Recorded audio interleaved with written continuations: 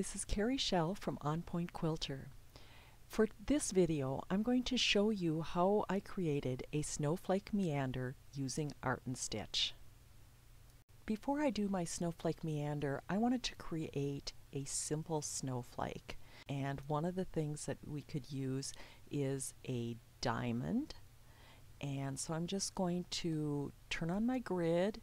I'm going to show the grid. I'm also going to snap to grid.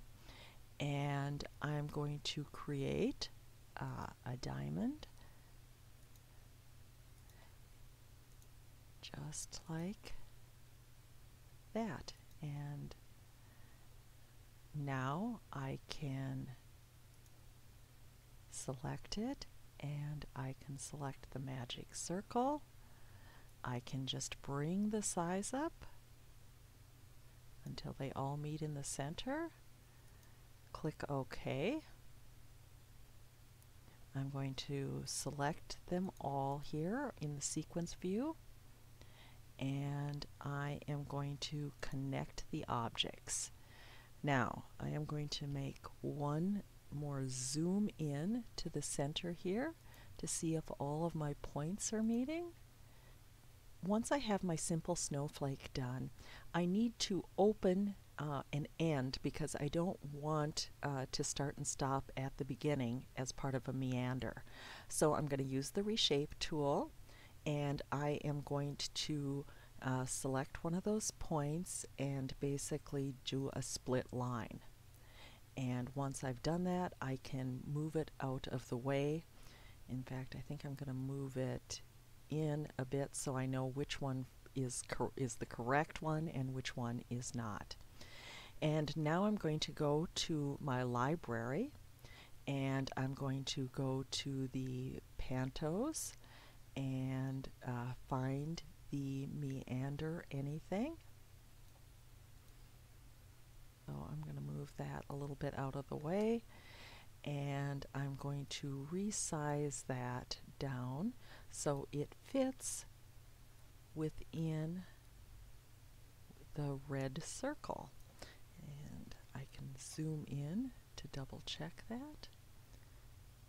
And once I've got it in, I'm going to rotate it so that my opening is at the bottom of the circle where that little V is. Okay, now all I need to do is right click and do a power copy, and I'm going to zoom out and just go from one end of the arrow to the other. And so I'll just click with my mouse and drag it to the other end, and you can see my openings now on all of these are where the V is. So this is going to make it easy to combine all the segments later.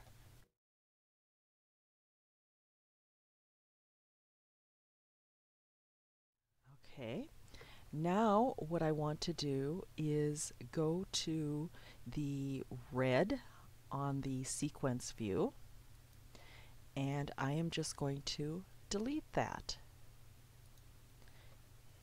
because I no longer need that. And now I can zoom in and I can connect up my snowflakes. So I'm going to use the reshape, and in this case I know that that one point is where I want it to be, so I don't want to move that. And as I connect these, I'm just using the T key on my computer. I'm holding that down while I move the mouse over. So now I've connected the segment. I'm going to make sure that my snap to grid is on, and then I can snap that into place, and I have a connected segment with my snowflake. I've sped up the next segment, and I'm using the navigator to zoom in on each of these segments and tie the pieces together.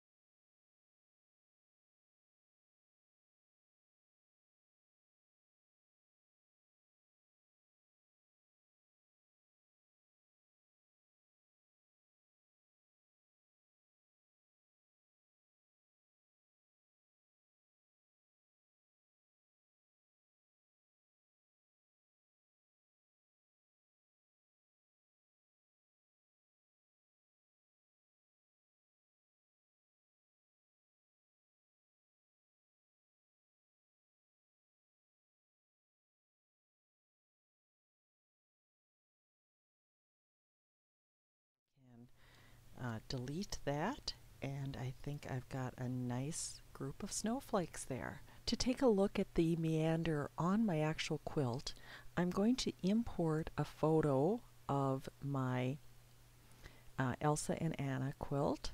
Once I have my backdrop in, I'm going to resize it, which means I need to go to the Properties tab, which I have somehow lost there. So I'm going to go to the toolbars and turn it back on. And I know that my quilt is about 44 inches wide. So I'm going to change that. I'm going to lighten it a bit so that I can actually see the snowflakes. And then I'm going to select, and I'm going to press the space key so I can see the whole quilt. I'm also now going to take a look at that meander, and I want to look at the size on that. So it is 15 or 16 inches high, which that's pretty big, so I may bring that down a bit. And I'm going to just transform it. I want to make sure my aspect ratio is checked, and I'm going to just make that 12 inches. And put that there. And now I can use the repeats the design. So let's try 4x5. Oh, perfect. And that fills in. I'm going to go back to my backdrop and make it just a little bit darker. Do one more zoom in. I think that looks pretty good. So this would be at least one option for quilting your Elsa and Anna project. Thanks so much for watching. For additional tutorials, please subscribe to my weekly newsletter at www.onpointquilter.com.